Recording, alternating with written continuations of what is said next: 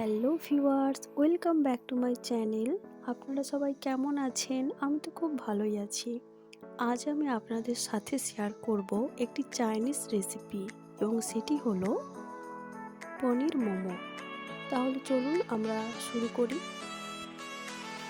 আমি এখানে 2 বাটি মতো ময়দা নিয়েছি এবং এর মধ্যে 1 টেবিল স্পুন লবণ মিশিয়ে অল্প অল্প জল দিয়ে আমি একটি ডো বানিয়ে নেব।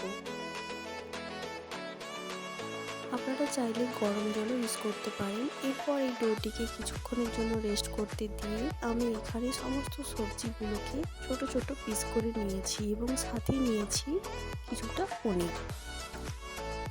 এরপর কড়াই গরম হতে ওর মধ্যে আমি 1 টেবিল চামচ রিফাইন অয়েল এবং তেল গরম হতেই আমি এর মধ্যে দিয়ে দেব ফুলকপি, তারপরে দিলাম বাঁধাকপি কুচি এবং ভালোভাবে একটু ভেজে নিচ্ছি।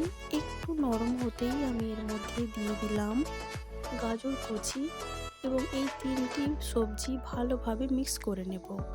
এরপরে আমি গ্রেট করে রাখা পনিরগুলো এর মধ্যে দিয়ে দেব এবং পরিমাণ মতো লবণও অ্যাড করে দিলাম।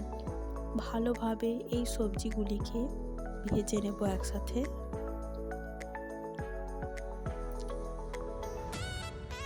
এরপর আমি ছোট চামচের 1 চামচ গোলমরিচ পাউডার দিয়ে দিলাম এবং আবারও ভালোভাবে মিশিয়ে নেব। এইভাবেই কন্টিনিউ 2 থেকে 3 মিনিট নাড়াচাড়া করার পরেই আমাদের মোমোর সবজি রেডি হয়ে যাবে। সবজি রেডি হয়ে গেছে। এরপর আমি ওই ময়দার ডো থেকে ছোট ছোট বল করে লেচি কেটে নেব এবং সেগুলিকে গোল গোল করে ছোট্ট ছোট লুচির শেপ দেব। খুব বেশি পাতলাও হবে না, আবার খুব বেশি মোটাও হবে না। এরপর আমি একটি লেচির মধ্যে 1 চামচ সবজি দিয়ে তারপরে এভাবে আস্তে আস্তে প্লেটস দিয়ে দিয়ে আমি একটি মোমো আপনাদেরকে বানিয়ে দেখাচ্ছি। ঠিক এইভাবে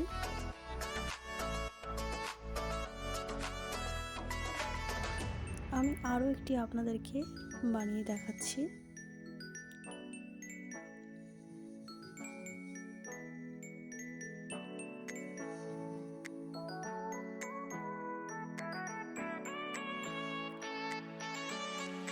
হ্যাঁ, ঠিক এইভাবেই বানিয়ে নেওয়ার পরে আপনারা দেখতে পাচ্ছেন পুরো দোকানের মতো হয়েছে। আমি আরও একটি আকারের আপনাদেরকে দেখাচ্ছি। এটা খানিকটা ডাম্পলিংয়ের মতো, প্লাস এটি খুবই সহজ, 2টি প্রান্ত জুড়ে দিলেই এটা হয়ে যায়। আপনারা দেখতে পাচ্ছেন। এরপরে আমি এই প্লেটের মধ্যে হালকা তেল ব্রাশ করে নিয়ে সব মোমোগুলি বসিয়ে দেব। এবার দিয়ে দেব স্টিম হতে।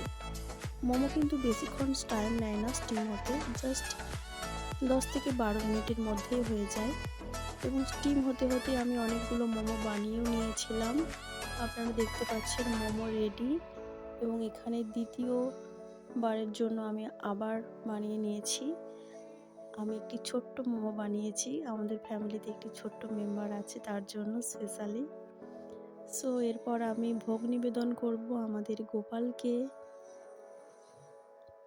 আমার চ্যানেলে নিত্য নতুন নিরামিষ রেসিপি পেতে আপনারা চ্যানেলটিকে সাবস্ক্রাইব করে রাখুন এবং ভালো লাগলে আমার ভিডিও শেয়ার করতে পারেন।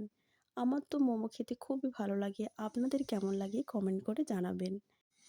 অফারিংয়ের পরেই আমরা সবাই বসে পড়েছিলাম একসাথে মোমো নিয়ে, স্পেশালি সকলেই, এবং বাড়ির ছোট্ট মেম্বারটিও আমাদের সাথে ছিল।